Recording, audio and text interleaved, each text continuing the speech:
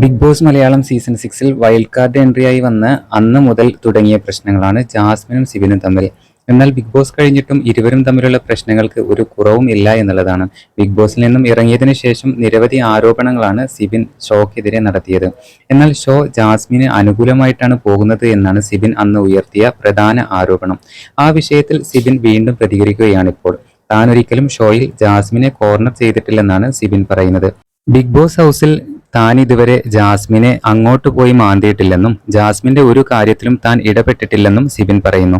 ജാസ്മിനും ജിൻഡോയും തമ്മിൽ അടിയുണ്ടാക്കുമ്പോൾ താൻ ഇടപെട്ടിട്ടില്ല എന്നും, പക്ഷേ തന്റെ അടുത്ത് വരുമ്പോൾ തനിക്ക് പ്രതികരിക്കേണ്ടി വരും, അതാണല്ലോ ഗെയിം എന്നും സിബിൻ വ്യക്തമായിട്ട് പറയുന്നുണ്ട്.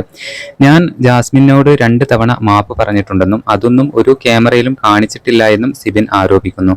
ജാസ്മിൻ ഇപ്പോൾ അനുഭവിക്കുന്നത് ഉപ്പ് തിന്നവൻ വെള്ളം കുടിക്കും എന്ന രീതിയിലാണെന്നും സിബിൻ വ്യക്തമാക്കി.